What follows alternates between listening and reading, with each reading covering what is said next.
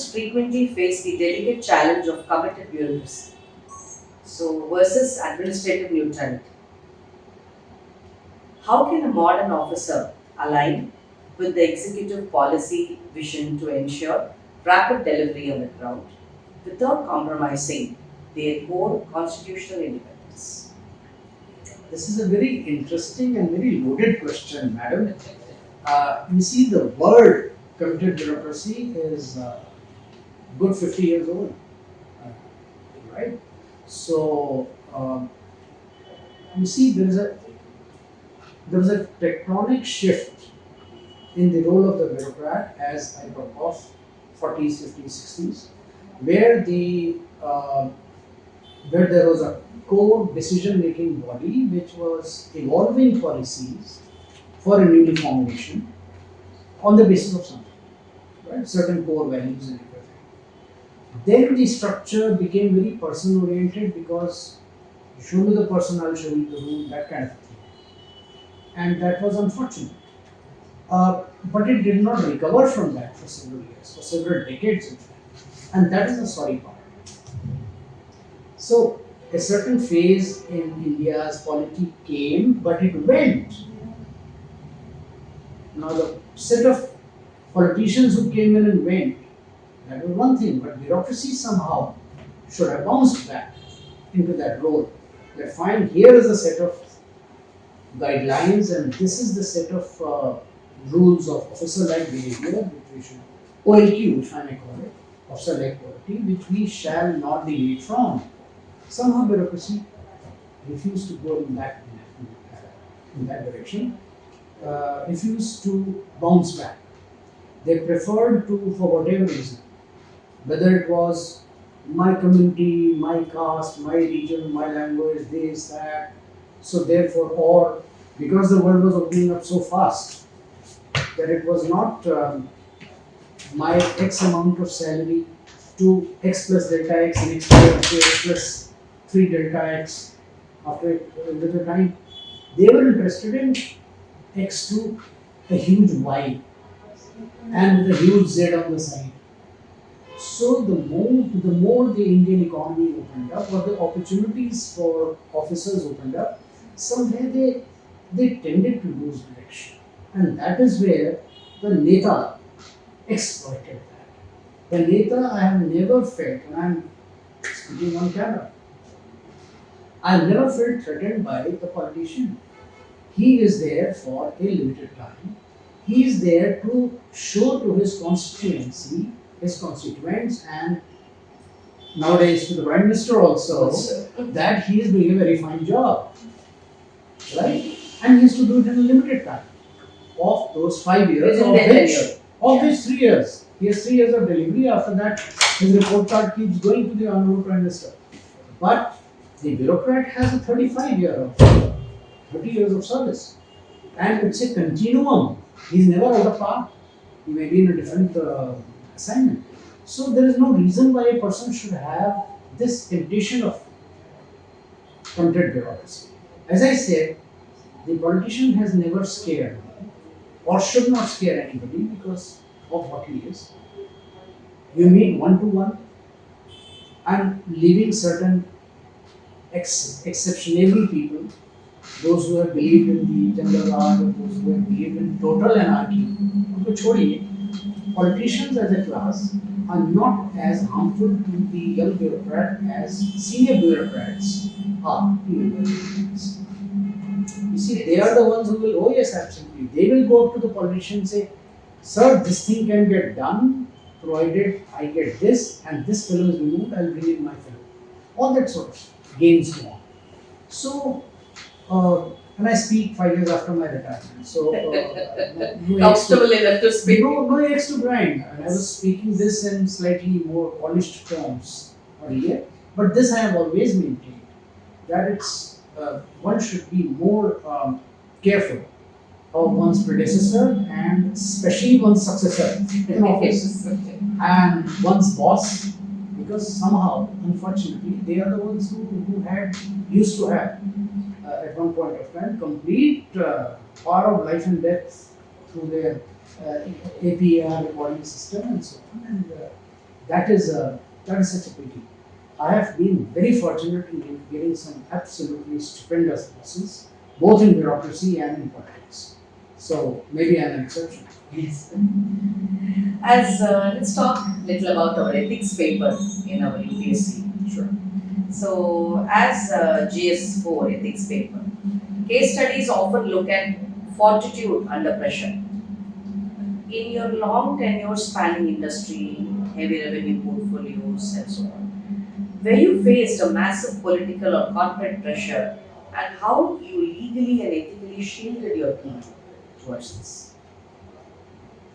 Okay, which one case? Quite a few. Quite a few. देखिए, an officer enters the service. The first thing I would like to appeal to all officers is that you are living in the Kali Yuga. Even in the times of Mahabharata, Dwapar Yuga, the Pandavas also suffered a lot of losses, and they were living in the times of Lord Krishna. Right? They were doing all the things right. So please do not think that nothing you cannot be harmed. Pandavas को भी खरोंचें लगी थी, आपको भी लगेंगी, मुझे भी लगी हैं, हम सबको लगती हैं. So we all must go through this as part of life. You have opted for a package. If you were in the private sector, you would have had probably 20 other kinds of frustrations, but this kind of a security and this kind of a reputation in the society you cannot get as you do in the civil services. So having said which, what follows is you are going to push a certain move which is going to hurt a very powerful person. The person will react. The person will have more powerful lawyers, more powerful goons maybe than the poor man or the set of poor men whose interests you are duty bound to protect, and in all sincerity you are doing so. You have to maneuver that. There can be violent incidents. There can be some very nasty public outcry. There can be demonstration.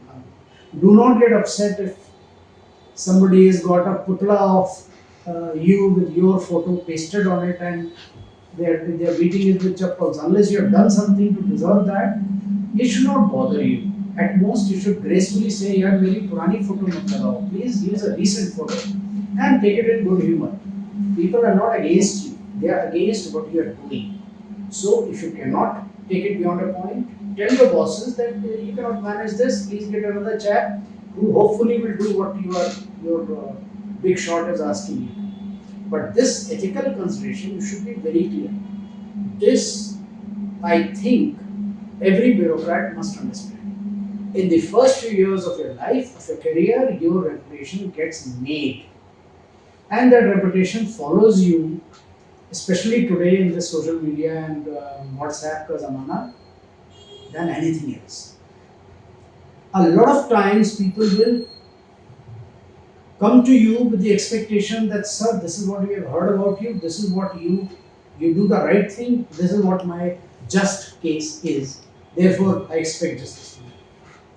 And there will be people who will not come to you knowing that you will say that fine, देखो जी ये तो गलत है लेकिन please कर देना, and they'll be booted out of the door. I must tell you honestly, 90% of the time I've got the first kind. Only 10% of the time they have come to me saying that sir आप करोगे तो है नहीं लेकिन मैंने सोचा बता दूं. So my invariably my advice to them is देखो भाई हमसे तो होगा नहीं. Court से order ले आओ, then we will see what we can do. So let him chase the court, let him get a clear order if he can. We will see, and I will fight against it. I will fight tooth and nail against it. Exactly like Mahabharata. जो होगा सो होगा, right? So this is one part. The other side is that there are people who have tried to quit the service because they couldn't handle the pressure. During such instances. Perfectly alright. And I would like to mention my younger brother, who is right now Mr. Khare, Amit Khare, the person was the single force behind exposing the entire Chara scam. And he was not allowed to go on central deputation. So he stayed in Patna all through the extremely difficult years with his family. He handled the pressure. He's right now in the Prime Minister's office for a very good reason. Okay? You see him, you will not realize that he's like a powerhouse. So such people are inspirations, not just to, but to even slightly senior people like me. He's an inspiration for me. He should be an inspiration to the entire community of civil servants. It's an information to us, sir. So, You shall see, we move? his batchmate, his elder brother was my batchmate, so we all considered him as our elder brother, as our younger brother, but he's such a person. Anyway, so this is how you should handle pressure. Eventually, good will come to you. But by succumbing to some short-term gain, whether it's greed for a significant post or some money or something, or some foreign trip or something, these are things which only. It's not self-sustaining thing. Your reputation gets marred forever, and that follows you. Moving on to the next. Please. Looking at modern governance trends today, there is an aggressive shift towards lateral entry and domain expert consultants over the traditional generalist IAS setup. From your experience, so leading industry, taxation, briefly waterways as well. So, do you believe agility still holds on the edge? You see, there is. As I was talking to you before the formal podcast started. Even today, I'm a student. I'm studying something or the other. After this, I'll probably start learning the violin or start learning French or something. Point is, keep yourself always upgraded. You never know when this knowledge might come in handy. I'm a physics postgraduate. I got into the IAS. 20 years after I got into the or more than that, yeah. 20 years after I got into the IAS, I did my IFT MBA. No visible reason. I just did it for the heck of it. Similarly, today there are any number of YouTube shorts which tell me that if I don't learn AI, I'll be redundant. I should learn AI. And I should learn it beyond ChatGPT. Good reason. For those who are less than 60 years of age, who still continuously please keep learning something or the other. This is my counter to saying that there is a specialist and there is a generalist. The age of a pure generalist is over, right? Let's face it. And it was over probably 20 years back. So anybody who did not know Excel at that time, Earlier, today it's the AI. So what's the problem in learning a new skill? Having said which, talking about expertise and let's say in waterways, dredging, this, that, I am very happy to know that to learn year after year that there are more and more engineering students coming into professionals coming into the service. It makes things slightly easier for them to understand the dynamics of a particular project. Otherwise, we have also gone through any number of you see for CPM and project executive summaries and stuff. The thing is, if something comes up, I mean, I headed ESIDC for a long time. I headed Commissioner Trade and Taxes for 2 years, not knowing trade or taxes either, having very scanty knowledge. And in number of departments in which my knowledge was very sketchy. But at such times, it is most important to get that youngster with a laptop. कि बेटा आप सामने बैठो, 2-3 of my other officers sit and explain to me in simple English what this means. Then explain in more complex English. Then explain in technical terms. No harm in investing about 7, 8, 10 hours or maybe 25 hours in learning that entire thing. So if I am considering myself today as some sort of a knowledgeable person in the field of cost-effective housing, or solid waste management or solar energy or renewable energies, it's because I've studied a lot. And let me put it in a slightly poetic manner. You see, there are rocks. There's an engineering rock, and there's a technical electronics rock, and there's a space rock, etc. And the bureaucrat is like a stream, a pahadi stream which is going through. Its job is not to just keep breaking its head against one rock. It is supposed to meander around it, but taking some particles from here, wear out, wear down some rock, and taking some particles from there. And at the end of it, the job of the bureaucrat is to quench the thirst of the villager who's downstream. He's not supposed to finish his energy here. So you should be very clear. Picking up new skills, polishing up knowledge base, and I think a lot of study. I don't think reading one newspaper and two magazines and maybe a novel a week is enough studying that we do. I hope, I really trust that today's officer, apart from the YouTubes and WhatsApps and social media, the person reads a lot because there's so much of information out there. I'm ashamed that I'm not able to follow all of it in spite of being retired and having lots of time on my hands. But the journalist versus this debate, I think it's irrelevant. The debate itself is irrelevant. There's no debate. I would welcome a few officers, but well-meaning officers coming on short durations, making sure that they themselves are not fossilized in their own little silos. They should also learn from the journalist that their knowledge is never purely for the sake of their knowledge. If they are coming to the civil services for a limited time, their job is to use their knowledge for the public good and not necessarily in those technical terms.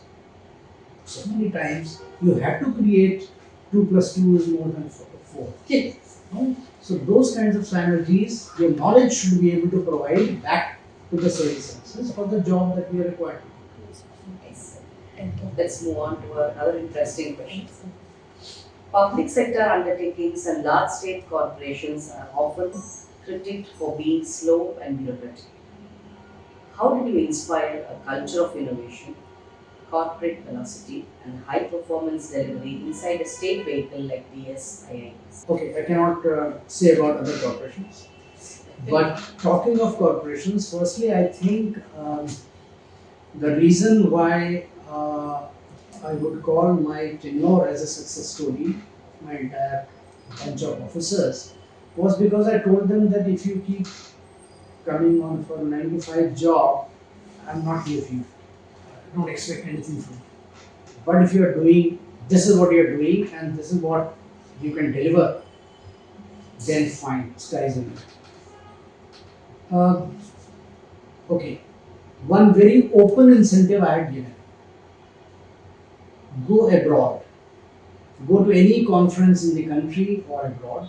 But if you are spending 2 lakh rupees of my corporation's money, bring back ideas that will give me 5 lakh rupees in terms of real work on the ground. And there are officers who have gone for 2 weeks, 3 weeks training programs to Australia for places. They've gone all over the place, but there should be clarity why you're going and my corporation's benefit. So at the end of it, if a certain wing of the corporation is earning, let us say, 2 lakh rupees a year, there were such wings also. They rose up to 18 to 20 lakh rupees a year. Good enough for me. I'll give you another department which is more ambitious. So you are able to spur quite a few workers into delivering their best. That's how. 2, and I should have said this earlier. My bosses, Shri Nana Swami was the chief secretary and Madam Sheila Dikshit was the chief minister. They were simply too supportive. Jo bhi layega, as long as they would pull me up. Ki, you said 6 months, it's already 6 months and 5 days. Why haven't you finished this? That was the kind of scolding I used to get. But otherwise, they were very, very clear. ये तो काम करके देना है. Extremist. Thirdly, we were cash rich, as in we were in the business of selling liquor. Now it's the only, at that time, 2006, on a single day I got 18 ISOs. In public sector liquor vending, I don't think there is any other corporation, government corporation, which has come up to certain standards. The reason was I had gone to Canada and I had seen on a government sponsored thing, and I had seen how those liquor stores are, government run, not these Gurgaon Thekas. And then in Delhi, I would see that that there's a small iron bars and push in with some 50 rupees and he gives you some atta or maybe 1,000 rupees and he gives you a bottle of his choice. So he said, no, nothing doing. Point is not I am supporting liquor marketing by the government. My point is that if the government gives me the job of marketing mushrooms or milk, I do it at global standards. So this, The crowd was already ready in no, order it to. was not. It was not. So when I came to DSIDC, I got this bunch of people that fine, I know exactly what all is going on. I'm not interfering if you are having small little cuts on the side, but this is what I want. I want standardization, I want demand-based order placements, and I want daily monitoring. And if after doing all this, if you can escape scrutiny, then you are Houdini. So I don't have to comment on it. That's your internal issue. But again, you know the kind of criticism I was facing. I had introduced point of sale, just credit card machines at various places, at various liquor vends. The people who want to buy expensive liquor, why should they carry 1 lakh rupees for buying 10 bottles of black label or something? This was during 2006 or 7. 2006. So at that time the criticism came up. I'll not name the politician. He called me to his office. I had put up, I think in 5 or 6 vents, I had put these. So he called some journalists and said, ये क्या हो रहा है? So they came and splashed a very nasty article saying that अब आप उधार लेके शराब पिए. Come on, credit card is a credit card. ये क्या मतलब? So the said politician called me and scolded me very badly. So I said, okay sir, let me see what I can do. So what I did was, at that time there were 5-6 vents. Within a week, I increased it to 22 vents. देखते हैं. And today, every vent has it. Every vent in Delhi has a credit card machine. So sometimes you have to be ahead of times and you have to be obstinate and very want it. Nice. Minister didn't speak to me for some time after that. Yes, sir. What is your debate regarding civil service joining active politics? A, everybody can join active politics. Having said which, I think the role of the traditional politician has been vilified quite a lot for whatever reason, whatever the history of some very nasty politicians has been in this country, I regret to say, which sometimes tends to overshadow or pull down the image of the genuinely good public spirited politician. A lot of them have been such shining inspiration for not just younger politicians but to us. And I will not take names unnecessarily, but the point is made. I mean, I have worked with some excellent people. Nothing is, if I don't want anybody to go on the defensive and say, okay, if it's a politician's son, doctor's son become the doctor, vakil's son become the doctor, वो सब में नहीं जा रहा हूँ. Officers joining active politics because they think A, that their best bite date is not over. They still have public spiritedness in them. They want to contribute to the society. I can straight away name my batchmate and very dear friend and whom I hold in very high esteem, Dr. Harshvardhan Singla, right? Former Foreign Secretary. He joined politics. We have all been very proud of him. And similarly, there have been other batchmates. One became Minister of State Revenue, Mr. D.D. Singla. There is RCP Singh. There are others. A lot of times, officers are the power behind the throne. They are taking a lot of decisions in the entirety of the matrix after studying all the factors and presenting it to the chief minister or the minister, who gets really impressed because they have got such a deep study of it all. Why not? So if beyond that certain layoff period, and for example, you have what police commissioners are taking. One joined one party, the other joined the other party. They became spokespersons for those parties, perfectly all right. There are quite a few officers. I am personally in favor of it. If a certain officer joins politics so that he can launder his ill-gotten wealth, I think that's truly an exception, because I will say very harsh words for such officers. उनको छोड़िए. वो तो है sir, but फिर भी what I'm trying to ask is, so can I understand a good bureaucrat can be a good politician as well? I think Can that be elicited? a good bureaucrat cannot excuse away his lack of knowledge of certain rules and regulations. He should be equipped. He is obviously equipped with it. He studied government orders all his life. Do he needs any special skills to become the right politician? Bureaucracy is a different language. Slightly thicker skin. Now the court has said it, therefore I am quoting it. Yes. I think he should be much more perceptive. It's not that you switch on the red light and you are sitting inside in air conditioned comfort and reading files. A file is not a human being. A file is a lot of lives. I think a good bureaucrat should understand that. The moment he opens a file, he is doing something which is impacting a lot of people out there. And out there is where the real life is. Also, when the bureaucrat makes the switch and he has to walk in the dust and grime and heat, either he is fit for that or he is not. There are any number of backbencher think tanks, I will not call them backbenchers, think tanks, right? They are sitting in some foundation, they are writing copious papers or all that. That's good. That's good.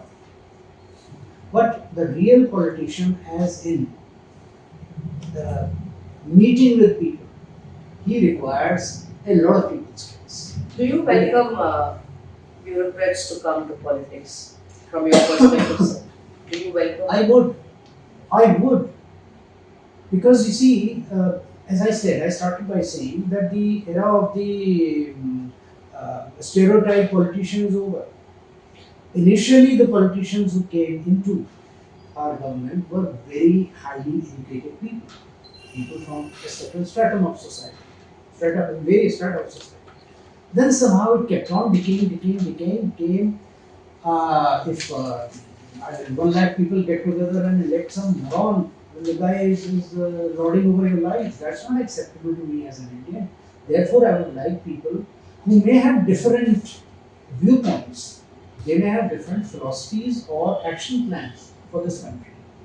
But as long as they are unified in an educated and an informed approach for the betterment of the country, which I would like to think that 99% of bureaucrats have spent their entire careers thinking about such, Yes. right, such actions. So I think they would bring value to politics, and they should join.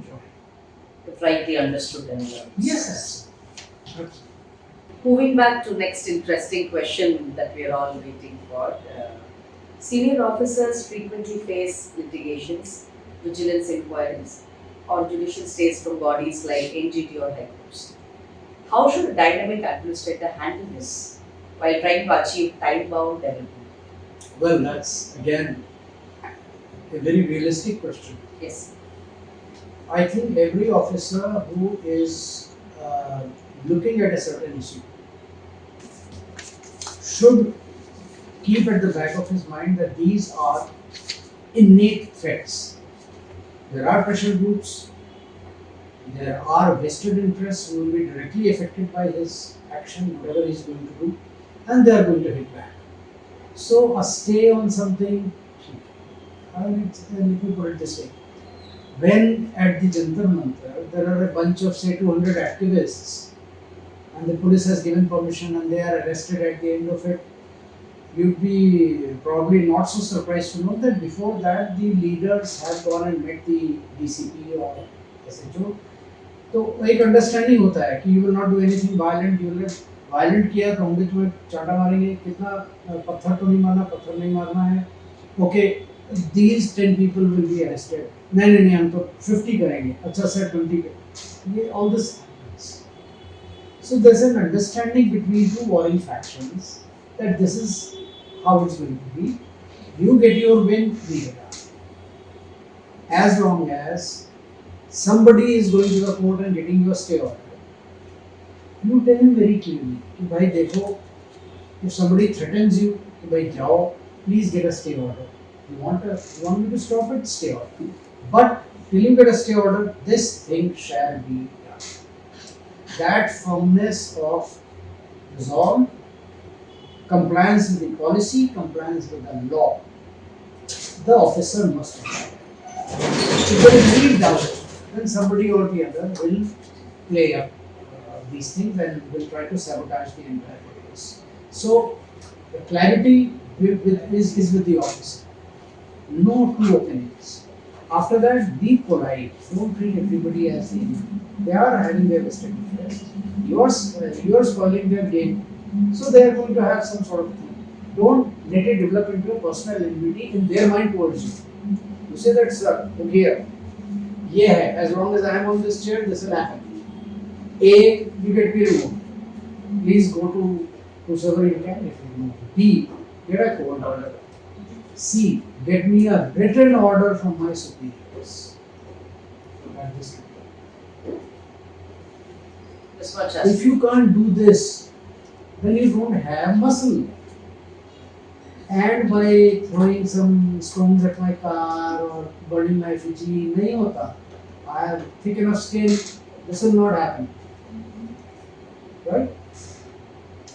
As for vigilance, you see what was illegal yesterday necessarily may not be illegal today. For example, I'll give you an example.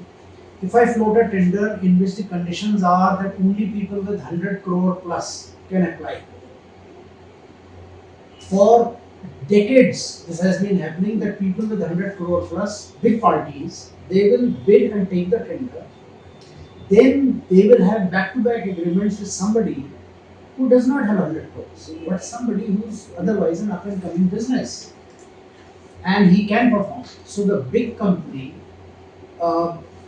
ensures that the project is supervised and delivered on time. Previously, the CBC used to frown at this. Now, you'll be surprised to know, I have gone to the then Vigilance Commissioner, I think 2004 or 5, and to the DIG CBI, कि sir, आप लोग इसको illegal क्यों कह रहे हो? How will the small entrepreneur develop? How will he develop the confidence? या तो छोटा-छोटा काम लेता रहेगा. That's not the purpose. You have to let them come up. Today, that mentoring is allowed. Right? As long as it is transparently done. Company law allows it. So many of vigilance manuals there. Because there was a time when Swiss challenge was not permitted. I have gone to the CBI and I have requested that, sir, if you develop a set of norms in which it can be allowed, how else will new technologies flow in? You will want a new technology to wait till 3 tenderers develop similar technologies or the same technology manufactured in China, and you become the agent, and then you become fit for those 3 tenders. Nonsense, right? Similarly, there are quite a few such things which I have strongly believed. Now, having said which, a vigilance probe usually happens the moment you have stepped onto somebody's territory and you cross them through. Easiest thing for some troublesome fellow is such and such to the chief secretary, copy to President of India, Prime Minister, Home Minister, CBC, ye wo, right? Now, unfortunately, not all the circulars of the CBC are even followed by the ministries themselves or departments themselves, primarily for lack of knowledge.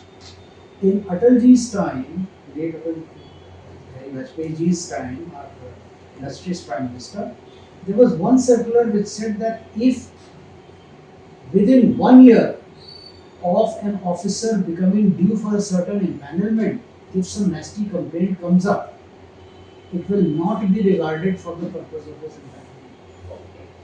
The order is still alive, to the best of my knowledge. It's not been followed. So the moment somebody is trying to being empaneled, lots of his enemies will throw a lot of. There is one case, this is my case, in which a very nasty complaint was there. It was responded to, all the facts were given, and the complaint was closed. Voluminous data.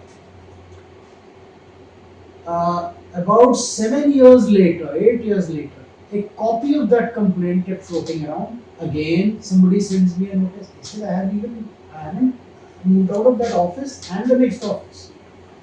So I said, look, the LG office had this. I had sent a reply. The vigilance department of Delhi government did not have a copy of that old complaint and its closure.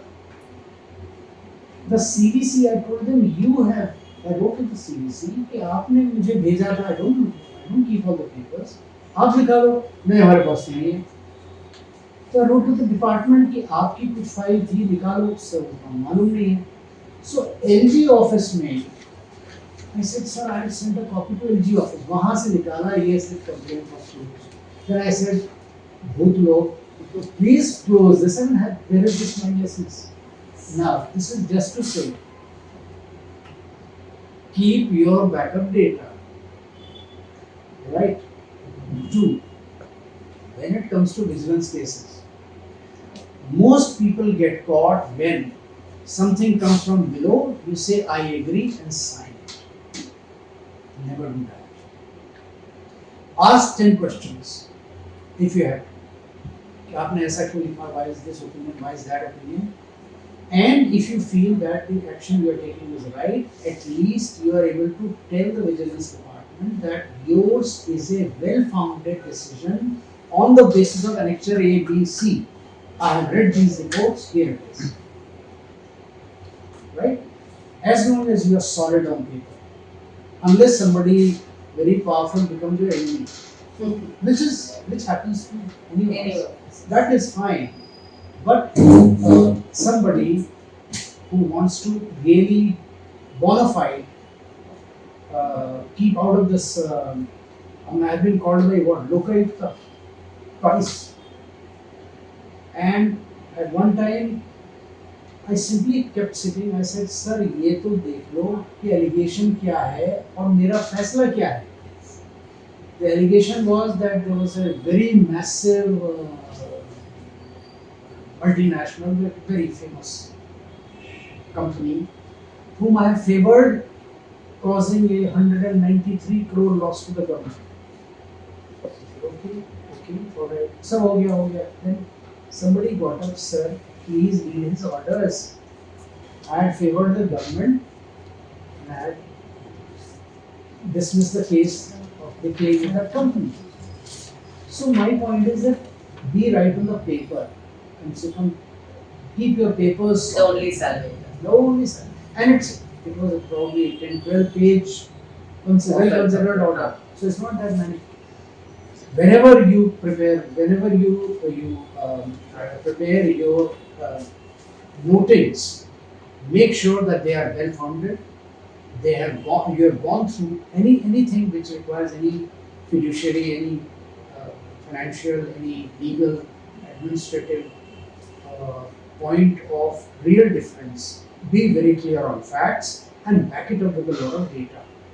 It should never be I agree, submitted for consideration. No, sir, the moment you sign, it is taken as approval. That you've In the accepted office on. of, yes, office manual of office procedure, it means you have accepted it and then signed. Yeah, that's the. That's a very massive mistake. कि नहीं मैंने कुछ थोड़ी किया था, वो तो नीचे से आ no. That's not how So you it can't is. be accepted. Let us also go to a next interesting question like the previous one. Let's talk about Lavasana today.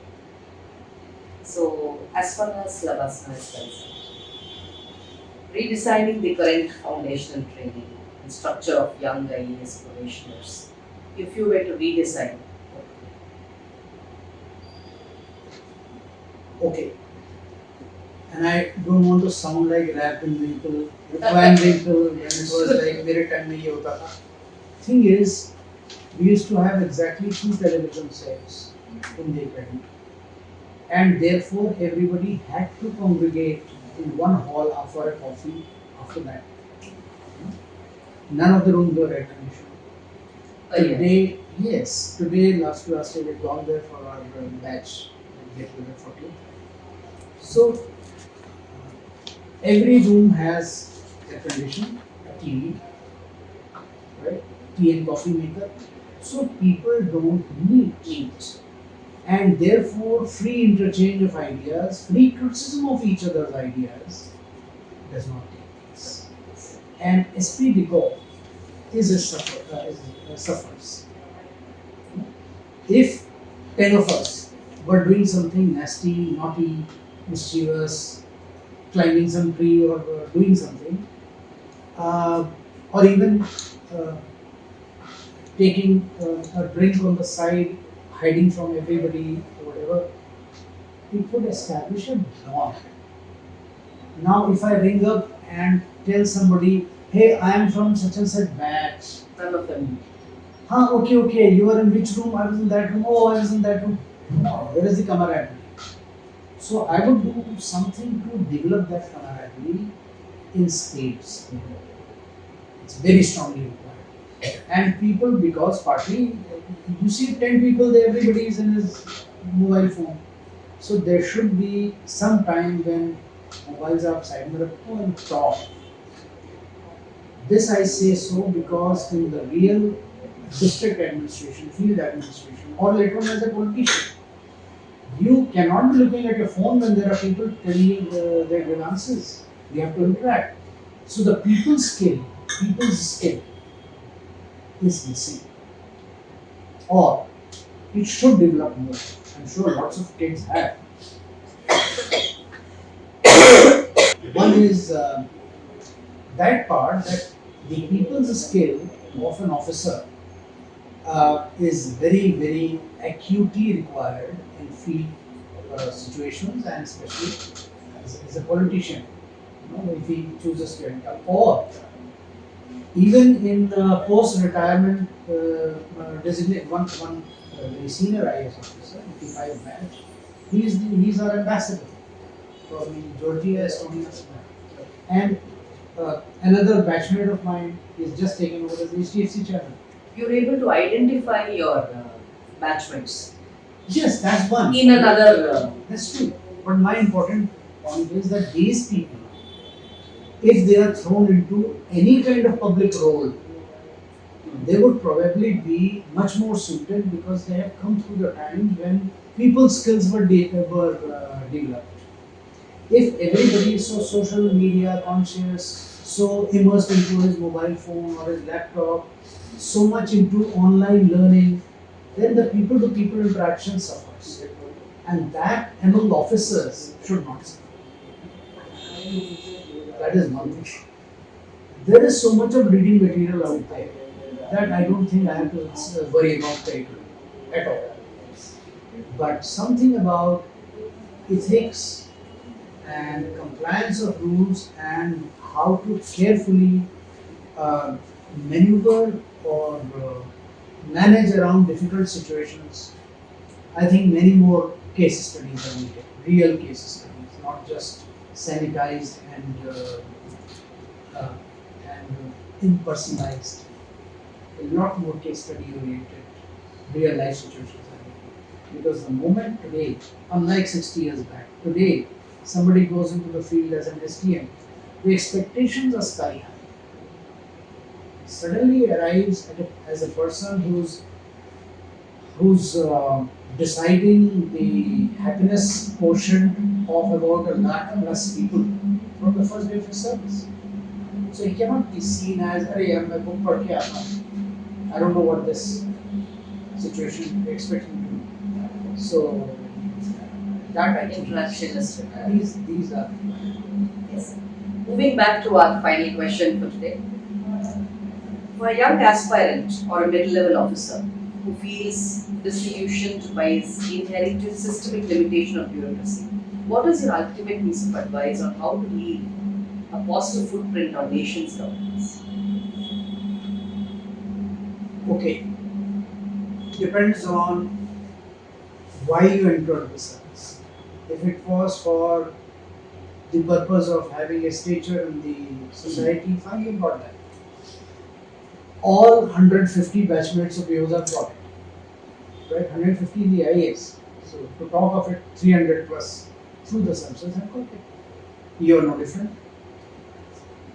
A lot of very cushy jobs, or I wouldn't say financially remunerative, but prestigious jobs in which you have made your name, in whichever.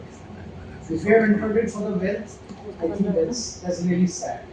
Uh, you have made your money, fine, it's your problem. But you want to remember yourself as somebody who has made a packet of money, fine. I have nothing to say to such people. But those who have entered public service with a certain aim, and of the last few years, last probably 10 years, I'm seeing a um, beautiful evidence of such public spirited children, kids coming, candidates coming into the service. Uh, their knowledge of whatever graduation time, post-grad time, or their capacity to tinker with technologies. Somebody has gone and created ponds, drinking water supply, any number of examples exist. If you are entering this kind of a milieu, then I think the biggest satisfaction for such people is when they leave that district and 5,000 or 30,000 people uh, they are showering flowers and firstly begging you to stay, which is all right, but seeing you off. I think that's something which you have earned. There's nothing else which is more important than the common uh, the common citizen of your district genuinely feeling कि वो बहुत अच्छा है. Earning people. Absolutely, earning people's respect because you can't earn it. You can't earn it in any other way than by.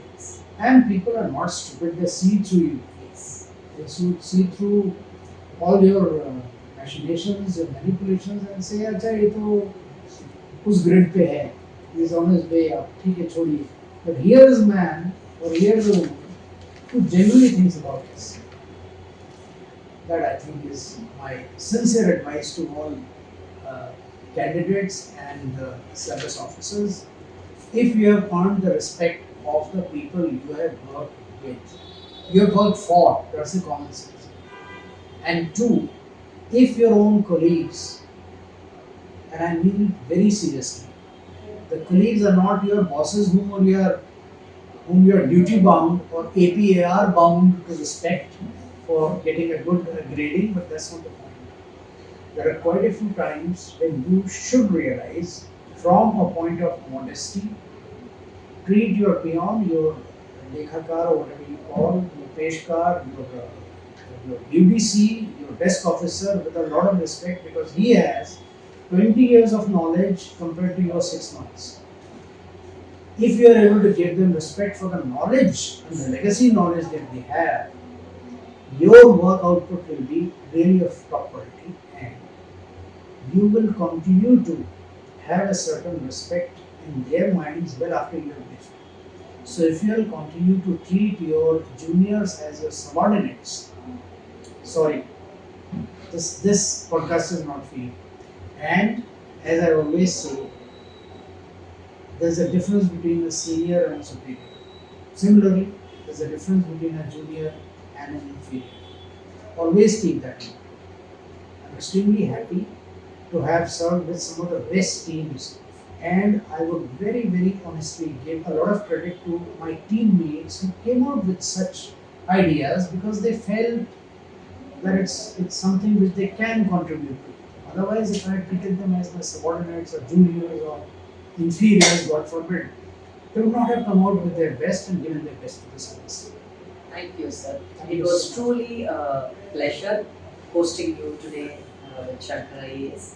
Thank you so much, sir, for your valuable time, your insights to our students. We are very happy, and thank you so much, sir, once again for Thank you so much. I have had the pleasure of interacting with Madam and going to their institute in outside Delhi, in Hyderabad also, Chennai also. But more importantly, I think for the past couple of years that I have been associated, it's been a very nice journey of learning from me also, learning from your students and your alumni whosoever is able to make into the civil services or is still trying. All the very best to you, all the very best, and thanks to the Shankar Academy. Thank you, ma'am. Stay tuned for more such insights. Thank you.